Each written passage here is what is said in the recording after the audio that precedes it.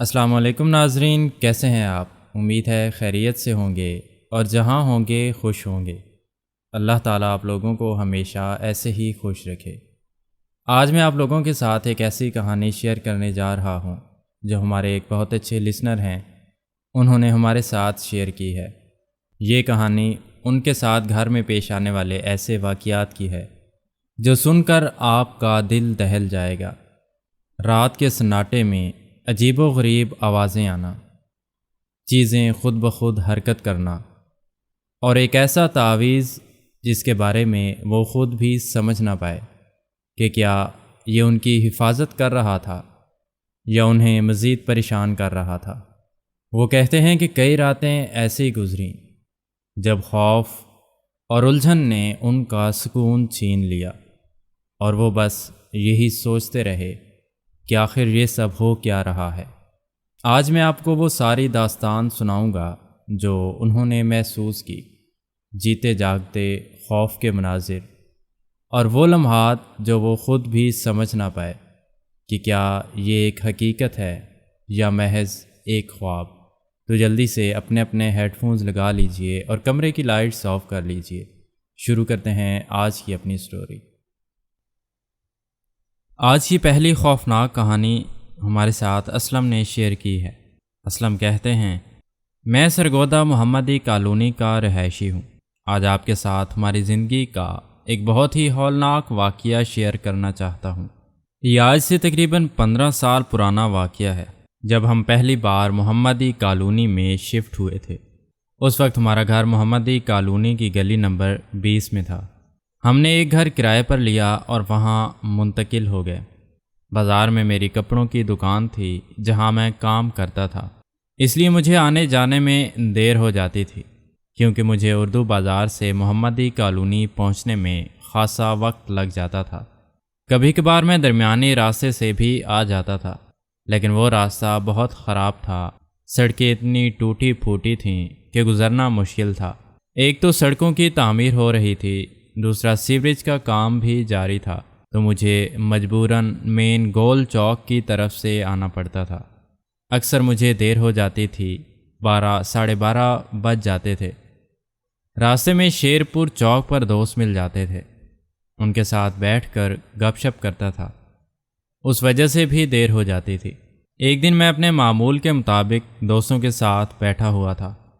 رات کے تقریباً 12:30 بج چکے تھے، تو میں نے سوچا کہ اب مجھے گھر جانا چاہیے، کیونکہ گلی نمبر 20 میں ہمارا گھر تھا جو کافی آگے جا کر آتی تھی۔ میں نے اپنی سائیکل لی اور دوست سے کہا کہ میں اب چلتا ہوں۔ جب میں بڑے مینار کے پاس پہنچا تو آگے جاتے ہوئے مجھے ایسا لگنے لگا جیسے کوئی پیچھے سے بار بار میرا نام لے کر پکار رہا ہو، اسلم، اسلم۔ میں پیچھے مڑ کر دیکھتا تھا لیکن کوئی نہیں ہوتا تھا۔ جگہ سنسان تھی، لوگ اپنے گھروں میں سو چکے تھے۔ میں چپ چاپ سائیکل چلاتا آگے بڑھتا گیا، یہاں تک کہ راستے میں مجھے چوکیدار بھی نظر نہیں آیا۔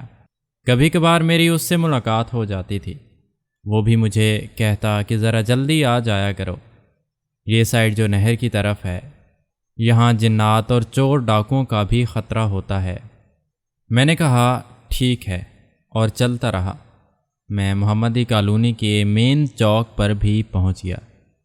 وہاں سے میں نے جیسے ہی دائیں طرف مڑ کر گلیوں کی طرف جانا شروع کیا، پھر وہی بات، بار بار مجھے ایسا لگتا تھا جیسے کوئی آواز دے رہا ہو، اور آواز کسی مرد کی تھی۔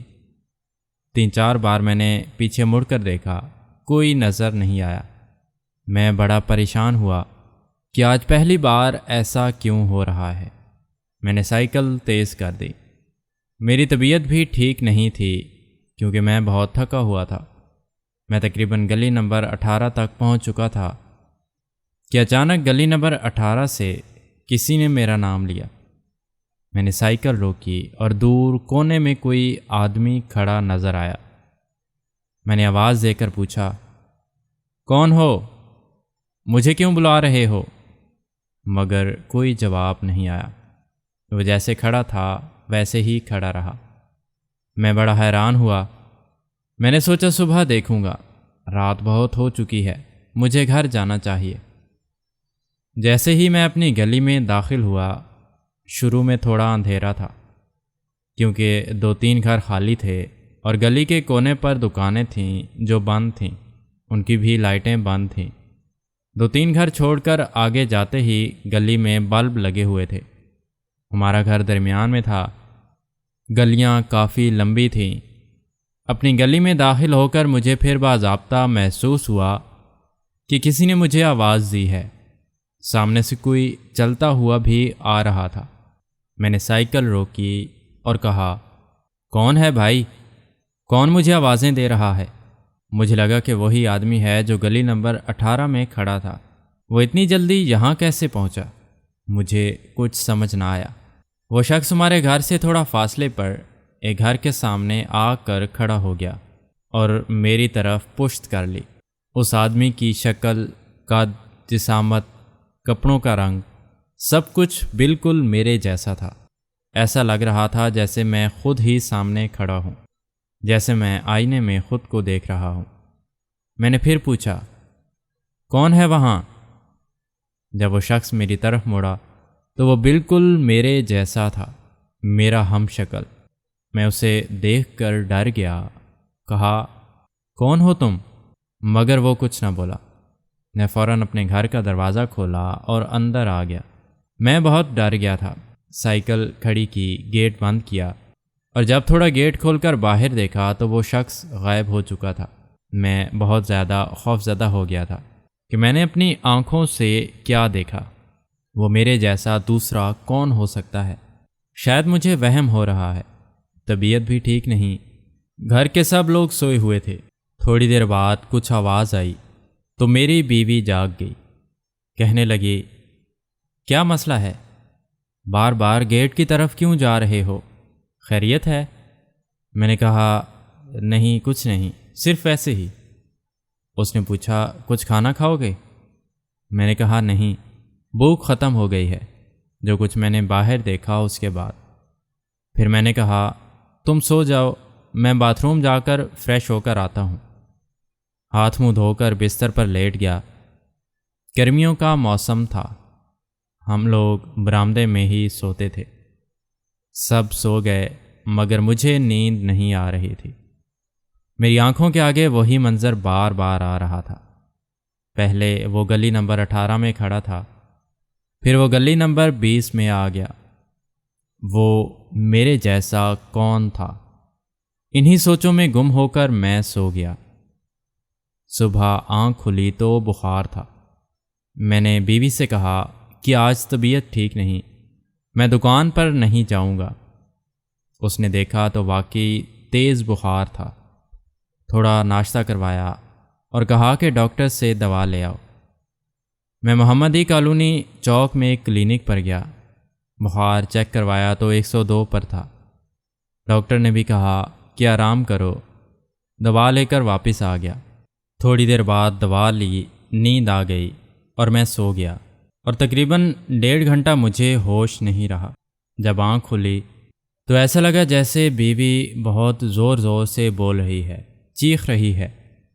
میں پریشان ہو گیا کہ خیر ہو، کیوں چیخ رہی ہے؟ میں ہمت کر کے باہر نکلا۔ بچے ابھی اسکول سے نہیں آئے تھے۔ وہ چھت پر تھی اور بار بار کہہ رہی تھی، میں آپ کو کب سے کہہ رہی ہوں کہ اوپر نہ جائیں، آپ کی طبیعت ٹھیک نہیں، آپ کیوں اوپر والے کمرے میں چلے گئے؟ میں حیران ہوا۔ میں نے بیوی کو آواز دی، فوزیہ نیچے آؤ، کس سے بات کر رہی ہو؟ اس نے میری آواز سنی، اوپر سے جھانک کر کہا، آپ نیچے کیسے آ گئے؟ میں نے کہا، کیا مطلب نیچے کیسے آ گیا؟ میں تو ابھی اٹھا ہوں، تمہاری آواز سن کر ہی جاگا ہوں۔ وہ دوڑتی ہوئی نیچے آئی، بہت خوف زدہ لگ رہی تھی۔ میں نے پوچھا، کیا ہوا؟ تو اس نے کہا کہ میں ابھی کچن میں کھانا بنا رہی تھی، بچوں کے آنے کا وقت ہو رہا تھا، آپ اپنے کمرے سے نکلے اور مجھے دیکھ کر چھت کی طرف چلے گئے۔ میں آپ کے پیچھے گئی اور کہا کہ اوپر مت جائیں، آپ کی طبیعت ٹھیک نہیں، اوپر گرمی ہے، مگر آپ اوپر والے کمرے میں گئے اور دروازہ زور سے بند کر لیا۔ میں نے کئی بار دروازہ کھٹکھٹایا، وہ اندر سے بند تھا۔ پھر آپ نیچے کیسے آ گئے؟ میں نے کہا میں تو سویا ہوا تھا، ابھی جاگا ہوں۔ وہ کہنے لگی یہ ہو ہی نہیں سکتا، میں نے خود آپ کو دیکھا ہے، وہی کپڑے، وہی شکل۔ میں نے کہا یہی سب کچھ تو میں نے رات کو بھی دیکھا تھا۔ جب میں نے اسے ساری رات کی باتیں بتائیں وہ تو کانپنے لگی۔ اس نے کہا کہ جلدی سے کسی بزرگ کو بلاتے ہیں یا ان کے پاس چلتے ہیں، یہ بات تو ٹھیک نہیں ہے، بچے بھی ابھی آ جائیں گے تو ہمیں یہ بات کسی سے لازمی ڈسکس کرنی چاہیے۔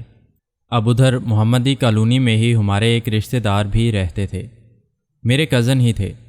ان کا گھر گلی نمبر 17 میں تھا۔ میں نے اپنے کزن کو فون کیا، میرا کزن آ گیا۔ میں نے اسے کہا کہ اس طرح رات کو میرے ساتھ ہوا ہے اور اب اس کے ساتھ بھی ہو گیا، تو اب ہم لوگ کیا کریں؟ ہمیں تو بہت ڈر لگ رہا ہے۔ پہلے وہ ہنسا، اس نے کہا ایسا کیسے ہو سکتا ہے؟ ہم نے اسے کہا کہ یہ ہنسنے کی بات نہیں ہے، ہمارے ساتھ یہ سب ہو رہا ہے اور تم ہنس رہے ہو۔ اس نے کہا نہیں، بات ہی بڑی عجیب ہے۔ اس نے کہا چلو میرے ساتھ چلو، یہاں پر سیٹلائٹ ٹاؤن میں ایک بزرگ ہیں، ان کے پاس چلتے ہیں، ان سے جا کر سارا مسئلہ ڈسکس کرتے ہیں۔ میں نے اسے کہا کہ ٹھیک ہے۔ میڈیسن لینے سے میری طبیعت کچھ بہتر ہوئی۔ میں نے اپنی بیوی سے کہا کیا میں اس کے ساتھ جا رہا ہوں، گھر میں تمہیں اگر میرے روپ میں کوئی بھی نظر آئے تو اس سے ہم کلام نہیں ہونا۔ اس نے کہا ٹھیک ہے۔ وہ بھی بڑی ڈری ہوئی تھی۔ میرے کزن کی بیوی بھی ساتھ آ گئی، وہ بھی اس کے پاس ہی تھی۔ ہم لوگ نکل گئے سیٹلائٹ ٹاؤن۔ وہاں پر ایک مفتی صاحب تھے، ان سے ملے، ان کے پاس کچھ لوگ بیٹھے تھے، انہوں نے انہیں ہٹا دیا۔ ہم نے سارا مسئلہ بتایا۔ مفتی صاحب نے کہا وہ ایک جن ہے، وہ جن ہے جو تمہارا روپ لے کر تمہارے سامنے بھی آیا۔ تم جس راستے سے گزر کر آئے ہو، محمدی کالونی والا جو کچا راستہ ہے، وہاں پر بہت زیادہ سخت جنات کا بسیرا ہے، وہاں پر یہاں تک کہ چڑیلوں اور آفتوں کا بھی بسیرا ہے۔ اتنی رات کو مت آیا کرو۔ لیکن تمہارے پیچھے جو مخلوق ہے وہ جن ہے، اور یہ پہلے بھی تمہارے پیچھے آنے کی کوشش کر چکا ہے، لیکن تم ہر بار بچ گئے ہو۔ کیا کبھی تمہیں ایسا محسوس ہوا ہے؟ میں نے کہا نہیں، ایک دو دفعہ ہی محسوس ہوا تھا، جیسے کوئی پیچھے بھاگ کر آ رہا ہے۔ تو میں نے ایک دو بار غور کیا، مگر مجھے کچھ نظر نہیں آیا، پھر میں نے دھیان نہیں دیا۔ انہوں نے کہا تمہارے پیچھے یہ پہلے بھی آیا ہے، اور یہ بڑا سخت اور ظالم جن ہے، یہ بہت زیادہ نقصان دیتا ہے، تنگ کرتا ہے۔ اگر یہ اس انسان کے روپ میں آئے تو اس کے گھر والوں کو بہت زیادہ ستاتا بھی ہے۔ یہ وہ کام کرتا ہے جو اصل انسان نے نہیں کیے ہوتے۔ میں تو اور ڈر گیا۔ میں نے پوچھا میرے پیچھے ہی کیوں؟ انہوں نے کہا ایک تو اس کا اسی گلی میں بسیرا ہے، دوسرا جس گھر میں تم ٹھہرے ہو اس میں بھی اس کا بسیرا ہے، ایک کمرہ ایسا ہے جہاں اس کا بسیرا ہے۔ میں نے انہیں بتایا کہ میری بیوی نے اس کو اوپر والے کمرے میں جاتے دیکھا ہے جو میرے روپ میں تھا۔ انہوں نے کہا جس دن تم لوگ اس گھر میں آئے ہو، کیا تم لوگوں کو گھر میں کوئی آہٹ وغیرہ محسوس ہوئی؟ تو ہم نے کہا جی، رات میں تو آہٹ محسوس ہوتی ہے، جیسے دروازہ کھلتا ہے، کبھی کھڑکی کھلتی ہے، ہلکی پھلکی قدموں کی چھاپ بھی سنائی دیتی ہے۔ ہمیں لگتا ہے کہ جیسے گھر ساتھ ساتھ ہیں، شاید ساتھ والوں کا شور ہو۔ پھر میں نے کہا ہاں، ایک دفعہ میرا بیٹا ہے 6 سال کا، اس نے صبح اٹھ کر بتایا تھا وہ بہت رو رہا تھا، اور اس کے بعد 2-3 دن بیمار بھی رہا۔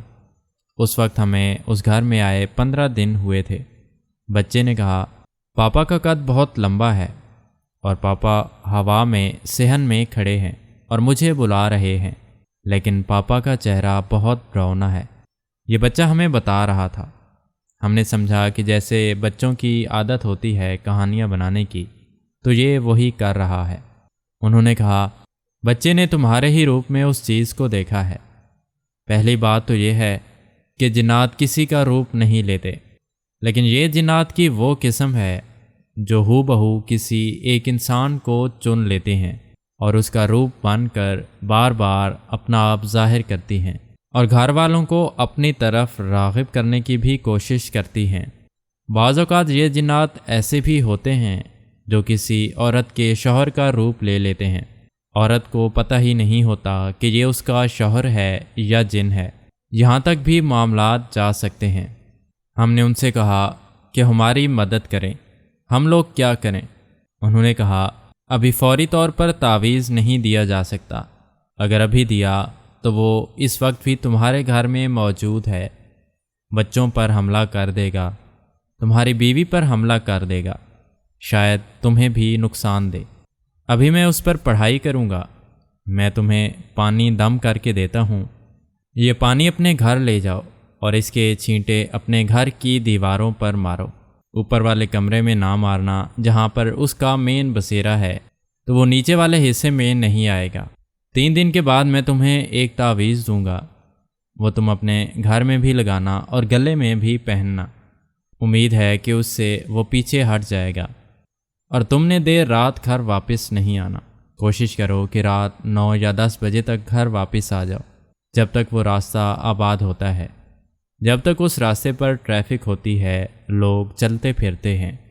میں نے کہا ٹھیک ہے، میں ایسا ہی کروں گا۔ پھر میں گھر واپس آ گیا، میرے کزن بھی ساتھ تھا۔ جب ہم لوگ گھر آئے تو وہ لوگ ڈرے ہوئے تھے، کمرے میں بیٹھے تھے، دروازہ بند کیا ہوا تھا۔ وہ لوگ کہنے لگے کہ آپ لوگوں کے جانے کے بعد سب کچھ ٹھیک تھا۔ جیسے ہی بچے اسکول سے آئے، کھانا کھایا، ہم لوگ اسی کمرے میں بیٹھے تھے، اور تھوڑی دیر بعد ایسا لگا جیسے اسامہ کہتا ہے کہ مجھے پاپا بلا رہے ہیں، پاپا چھت پر کھڑے ہیں اور مجھے کہہ رہے ہیں کہ اوپر آؤ۔ تو میں نے اس سے کہا کہ نہیں، اوپر نہیں جانا، ادھر آ جاؤ۔ بڑی مشکل سے اسے سلا دیا۔ اسامہ میرا وہی بیٹا ہے جس نے 15 دن پہلے میرے روپ میں اسے دیکھا تھا۔ ہم نے ساری باتیں انہیں بتائیں۔ اب وہ پانی کے چھینٹے ہم لوگوں نے اپنے صحن کی دیواروں پر، برآمدے کی دیواروں پر اور کمرے کی دیواروں پر مار دیے۔ مجھے بھی انہوں نے دم کیا، میں بھی پہلے سے کچھ بہتر تھا۔ اب میرا کزن جو ہے وہ شام تک وہیں رکا، اس کے بعد وہ لوگ بھی چلے گئے۔ جیسے ہی رات ہوئی، ہم لوگ سارے برآمدے میں ہی سو رہے تھے کہ شاید پانی کے چھینٹے مارے ہوئے ہیں، انشاءاللہ کچھ نہیں ہوگا۔ تقریباً رات 2:30 بجے کا وقت تھا۔ باہر دروازے پر دستک ہونے لگ گئی، بہت زور زور سے، جیسے کوئی دروازہ کھٹکھٹا رہا ہو۔ اب آنکھ کھل گئی ہم لوگوں کی۔ پہلے تو ہم نے کہا نہیں دیکھتے، پتہ نہیں کون ہے کون نہیں۔ پھر ایک دم سے سوچا کہ دیکھ لیتے ہیں کہ کون ہے باہر۔ میں اور میری بیوی دروازے تک آئے، پوچھا کون ہے باہر؟ ایک بار پوچھا، کوئی جواب نہیں آیا۔ دوسری بار پوچھا تو ہم لوگوں کے ایک دور کے رشتہ دار تھے، ان میں ایک بڑی اماں تھیں۔ وہ اماں جب زندہ تھیں تو ہمارے گھر بہت زیادہ آتی تھیں، ایک مہینہ رہتی تھیں۔ جیسے ہی ہم نے پوچھا کہ کون ہے تو باہر سے انہی اماں کی آواز آئی۔ وہ بار بار کہہ رہی تھیں، میں اماں آئی ہوں، دروازہ کھولو، تھک گئی ہوں چل چل کے، تم لوگ دروازہ نہیں کھول رہے، جلدی کھولو، میں بڑی تھکی ہوئی ہوں۔ ہم دونوں نے ایک دوسرے کے چہرے کی طرف دیکھا۔ یہ اماں کیسے آ سکتی ہیں؟ اماں تو فوت ہو چکی ہیں۔ ان کا نام زینب تھا، اماں زینب۔ ہم نے کہا اماں زینب کی تو وفات ہو گئی ہے، یہ کہاں سے آئی ہیں؟ ان کو اس وقت فوت ہوئے تقریباً 10 سال ہو گئے تھے۔ ہم لوگ تو بہت خوف زدہ ہو گئے۔ ہم لوگ جلدی سے پیچھے ہٹ کر آیت الکرسی پڑھ کر اپنے اوپر دم کیا، بچوں پر دم کیا۔ وہ مسلسل دروازہ کھٹکھٹا رہی تھیں اور بار بار کہہ رہی تھیں دروازہ کھولو۔ کبھی میرا نام لے رہی تھیں، کبھی میری بیوی کا اور کبھی بچوں کا۔ ہم لوگ بہت خوف زدہ ہو گئے۔ پوری رات وہ دروازہ کھٹکھٹاتی رہیں، پتہ نہیں رات کے کس پہر وہ ہٹ گئیں۔ شاید جب فجر کی اذان ہوئی، ہم لوگ جب مفتی صاحب کے پاس گئے 3 دن کے بعد، ہم نے انہیں بھی یہ بات بتائی۔ انہی 3 راتوں میں اگلی رات ہمارے ساتھ ایسا ہوا کہ بار بار صحن میں کوئی پتھر پھینکتا۔ ہمارے صحن میں کچھ گملے رکھے ہوئے تھے اور کچھ لوہے کی چیزیں بھی تھیں۔ ایسا لگ رہا تھا جیسے کوئی ان پر پتھر مار رہا ہو۔ آنکھ کھل گئی ہم لوگوں کی، بار بار کوئی پتھر مار رہا تھا، یہاں تک کہ ایک دو پتھر برآمدے میں بھی آ گئے، لیکن ہمیں لگے نہیں کیونکہ برآمدے کے آگے شیڈ بنے ہوئے تھے۔ اب اگلی رات آخری رات تھی۔ بچوں کو بھی ہم نے کہا کہ اگر ہم لوگ اس کمرے میں بیٹھے ہیں، کوئی باہر تمہیں بلائے، کوئی چھت پر بلائے پاپا کے روپ میں یا میرے، پہلے کمرے میں آ کر دیکھنا، پھر اوپر جانا، ویسے اوپر نہیں جانا۔ بچے چھوٹے تھے، سمجھا تو دیا، لیکن بچے ہیں، کیا کہہ سکتے ہیں۔ شام ہو گئی، شام کا وقت تھا تو بچے اندر ٹی وی دیکھ رہے تھے، میں بھی ان کے پاس ہی بیٹھا تھا۔ تھوڑی دیر بعد جیسے بچوں کو عادت ہوتی ہے شاپ سے چیزیں لینے کی، تو اسامہ وہ شاپ پر چیز لینے گیا۔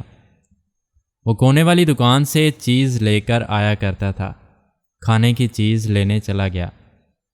کافی دیر ہو گئی، اسامہ نہیں آیا۔ ہم لوگ بڑے پریشان کہ کہاں چلا گیا ہے۔ میں اٹھا، باہر نکلا۔ شاپ کیپر نے بتایا کہ وہ تو چیز لے کر اسی وقت گھر چلا گیا تھا، وہ تو رکا ہی نہیں، تو گھر میں ہی ہوگا، آپ جا کر دیکھیں۔ میں بھاگتا ہوا گھر آیا۔ میں نے اپنی بیوی کو بتایا کہ اسامہ تو اسی وقت گھر آ گیا تھا، کدھر ہے وہ؟ اب ہم لوگ اسامہ کو آوازیں دے رہے تھے۔ جیسے ہی تیسری آواز دی، اسامہ کے رونے کی آواز چھت سے آنے لگی۔ اس وقت مغرب کے بعد کا وقت تھا۔ ہم لوگ بھاگے چھت پر۔ جب ہم لوگ چھت پر گئے تو چھت کے ایک کونے پر ایک باتھ روم تھا۔ اس باتھ روم میں اسامہ بند تھا، باہر سے کنڈی لگی ہوئی تھی۔ ہم لوگوں نے کنڈی کھولی، اسے باہر نکالا۔ بچے کی حالت ایسی تھی جیسے وہ بے ہوش ہونے والا ہو۔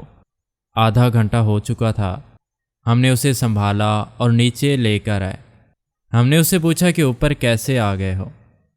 اس نے کہا کہ پاپا اوپر لے کر آئے تھے، میں گھر آ رہا تھا، پاپا دروازے میں کھڑے تھے اور مجھ سے کہا کہ آؤ اوپر بیٹھ کر کچھ کھاتے ہیں، نیچے بہت گرمی ہے۔ پاپا اسے اوپر لے گئے اور پھر وہ باتھ روم میں گیا تو پاپا نے دروازہ بند کر دیا۔ پاپا بھی باتھ روم میں کھڑے تھے، لیکن پھر اچانک غائب ہو گئے۔ وہ بچہ بہت سہما ہوا اور ڈرا ہوا تھا۔ اسے دیکھ کر ہم لوگ بھی بہت ڈر گئے کہ اب کیا کریں، یہ تو بہت بھیانک سلسلہ شروع ہو گیا ہے۔ اللہ اللہ کر کے وہ 3 دن گزرے۔ ہم دوبارہ مفتی صاحب کے پاس گئے۔ میں اسامہ کو بھی ساتھ لے گیا۔ اسامہ نے بھی ساری باتیں بتائیں۔ مفتی صاحب کا کہنا تھا، یہ بات میں نے پہلے ہی بتائی تھی کہ وہ اس گھر میں موجود ہے، اس لیے فوراً تعویذ نہیں دیا تھا، کیونکہ اگر دیتا تو اس نے بچوں کو بھی نقصان دینا تھا اور تم لوگوں کو بھی۔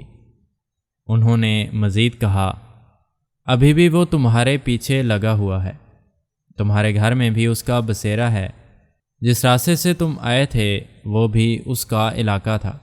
جب تم اس جگہ پہنچے جہاں اس کا اصل ٹھکانہ ہے تو اس نے تمہاری شکل اختیار کر لی تاکہ تمہیں نقصان پہنچا سکے۔ جب یہ مخلوق انسانوں کی شکل اختیار کرتی ہے تو اس کا مقصد ہوتا ہے کہ اس انسان کو مار دے اور پھر خود اس کی شکل میں زندگی گزارے۔ یہاں تک کہ یہ جنات انسانوں کو شدید نقصان پہنچانے کی کوشش کرتے ہیں۔ انہوں نے اسامہ پر بھی دم کیا۔ بچہ بہت سہما اور خوف زدہ تھا۔ مفتی صاحب نے ہمیں حفاظت کی تعویذ دیے، مجھے بھی اور میرے بیٹے کے لیے بھی۔ ہم نے وہ گلے میں پہن لیے۔ گھر آ کر مفتی صاحب نے ہمیں سختی سے خبردار کیا کہ 11 دن تک چھت پر نہیں جانا، کوئی آواز آئے یا کچھ بھی ہو اوپر مت جانا۔ انہوں نے کہا کہ انشاءاللہ اب وہ گھر میں نظر نہیں آئے گا، اگر اس کا بسیرا اوپر بھی ہے تو تعویذ کے اثر سے نیچے نہیں اتر سکے گا۔ ایک تعویذ سیڑھیوں میں لگانا تھا، باقی برآمدے میں، اور ایک سب نے گلے میں پہننا تھا۔ ہم نے انہیں یہ بھی بتایا کہ ہماری ایک اماں تھیں جو فوت ہو گئی ہیں، ان کی شکل میں بھی یہ مخلوق آ چکی ہے ہمیں تنگ کرنے کے لیے۔ مفتی صاحب نے کہا کہ یہ اکیلا نہیں ہوتا، اس کا پورا خاندان آتا ہے، وہ سب تنگ کرتے ہیں۔ ہم واپس آ گئے۔ میں نے دوبارہ کام پر جانا شروع کر دیا۔ تعویذ پہننے اور گھر میں لگانے کے بعد کچھ دن سکون سے گزرے۔ کوئی آوازیں نہیں آئیں، پتھر نہیں پھینکے گئے، اور اسامہ نے بھی ڈرنا چھوڑ دیا۔ میں بھی نارمل ہو گیا۔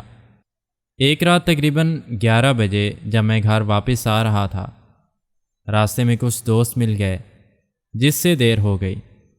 جیسے ہی میں اس راستے کی طرف آیا، مجھے محسوس ہوا جیسے میرے جسم پر کوئی بوجھ سا بڑھ گیا ہو۔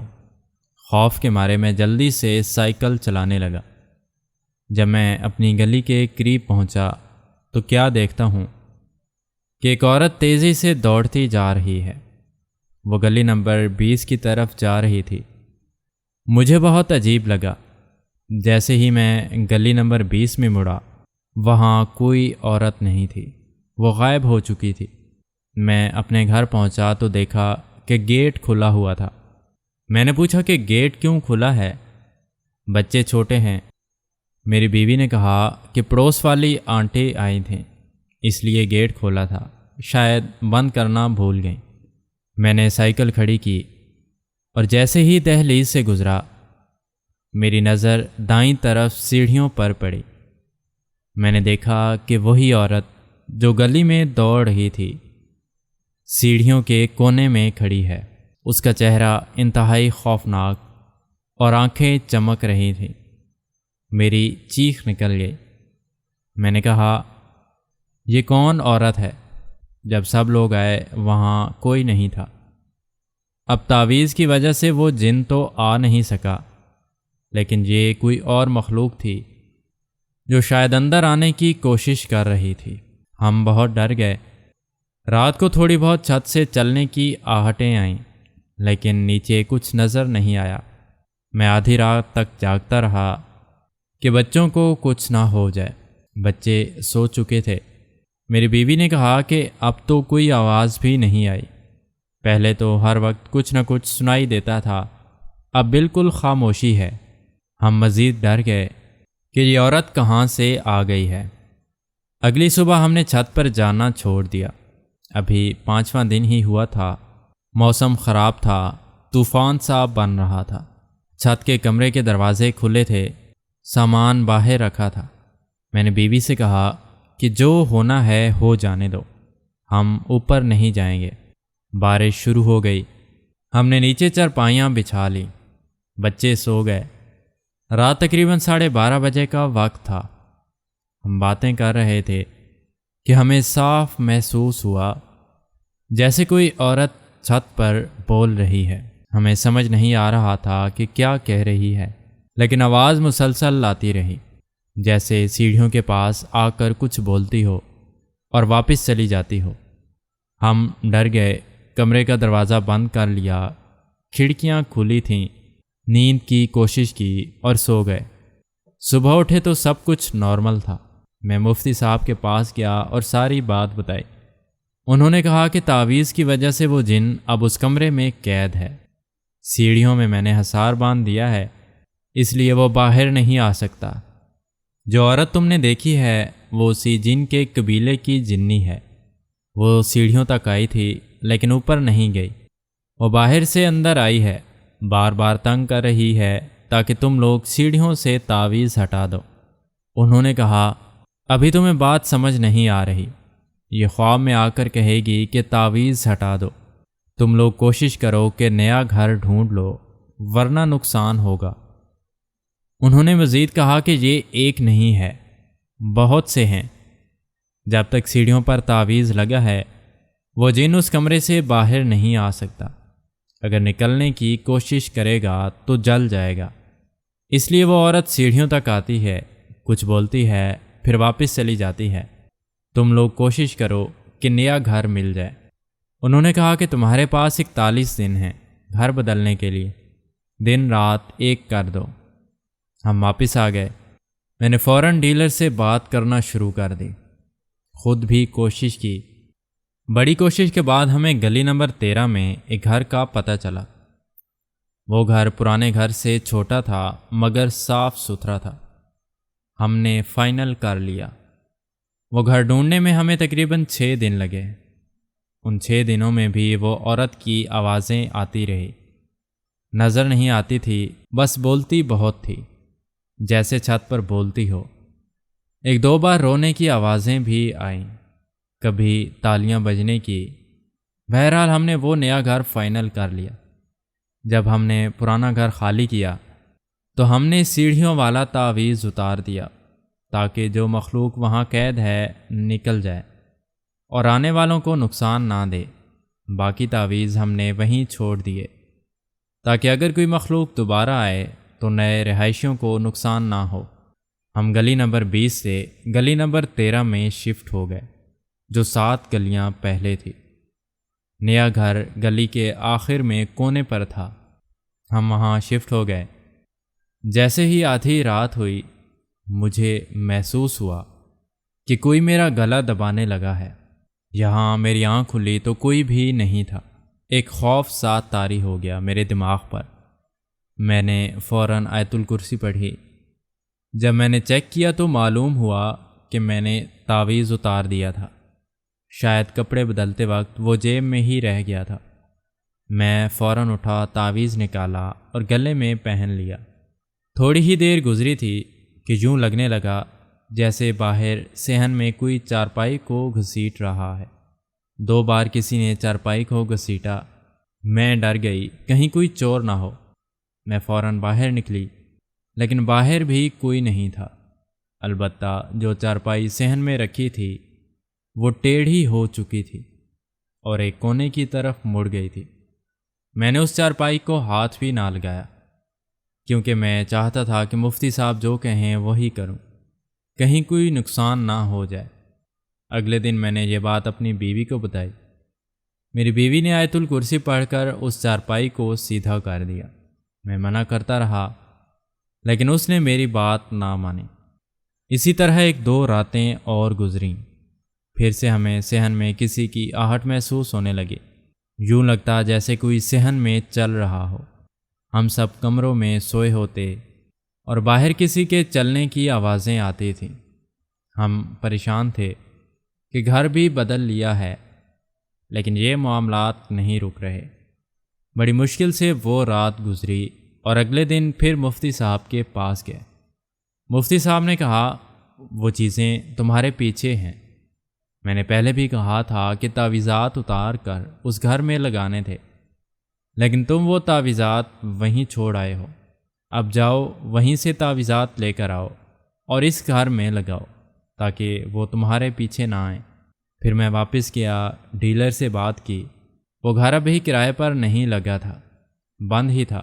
میں نے کہا کہ کچھ سامان رہ گیا ہے، مجھے چابیاں چاہیے۔ اس نے چابیاں دے دیں۔ میری بیوی میرے ساتھ تھی۔ ہم سیدھے پرانے گھر پہنچے۔ جیسے ہی ہم نے دروازہ کھولا، گھر کے اندر بہت مٹی تھی اور جو پرانی چیزیں ہم چھوڑ آئے تھے وہ سب کسی نے اکٹھی کر کے ایک کونے میں رکھ دی تھی۔ جیسے ہی ہم نے تعویذات اتارنا شروع کیے جو برآمدے اور کمروں میں لگے ہوئے تھے، تو گیٹ کے پاس والی جگہ سے یوں آواز آئی جیسے چھت پر کسی نے غصے سے اینٹیں پھینکی ہوں، جیسے بہت سی اینٹیں ایک ساتھ دیوار پر گری ہوں۔ ہم فوراً تعویذات لے کر وہاں سے نکلے اور آ کر اپنے نئے گھر میں لگا دیے۔ الحمدللہ اس کے بعد ہمیں کسی قسم کی آہٹ یا پریشانی محسوس نہیں ہوئی۔ میں مفتی صاحب کے پاس گیا، انہیں سب کچھ بتایا۔ انہوں نے کہا کہ شکر کرو تم تعویذات لے آئے، ورنہ وہ چیز تم پر حملہ آور ہو جاتی۔ اب ان تعویذات کو اس گھر میں لگا دو تاکہ وہ تمہارے پیچھے نہ آ سکیں۔ جب ہم نے تعویذات نئے گھر میں لگا دیے تو ہمیں سکون نصیب ہوا، لیکن جب بھی میں اس راستے سے گزرتا جہاں پرانا گھر تھا، مجھے اپنے پیچھے سے آواز آتی، مگر کبھی مڑ کر نہیں دیکھتا۔ آج بھی ہم اسی کالونی کے آس پاس ہی رہتے ہیں، لیکن اب گھر تھوڑا دور لے لیا ہے۔ تو یہ تھی میری ایک کہانی جس میں جنات نے ہماری زندگی پر اثر ڈالا، جو میں نے آپ کے ساتھ شیئر کی۔ بہت بہت شکریہ اسلم، آپ نے اپنی کہانی ہمارے ساتھ شیئر کی ہے۔ جی تو پیارے ناظرین، یہ تھی ایک کہانی جو اسلم نے ہمارے ساتھ شیئر کی ہے۔ امید ہے کہ آپ کو اچھی لگی ہوگی۔ اگر آپ کے ساتھ بھی کوئی ایسی پیرانارمل ایکٹیویٹی ہوئی ہے تو آپ ہمیں انسٹاگرام پر یا ای میل پر شیئر کر سکتے ہیں۔ ہم آپ کی بھیجی گئی اسٹوریز میں سے سب سے بیسٹ کو سلیکٹ کر کے اپنے چینل پر ضرور نیریٹ کریں گے۔ تو اپنا بہت سارا خیال رکھیں، ملتے ہیں کسی اور نئی اسٹوری میں۔ اور اگر ابھی تک چینل کو سبسکرائب نہیں کیا تو جلدی سے سبسکرائب کر لیں۔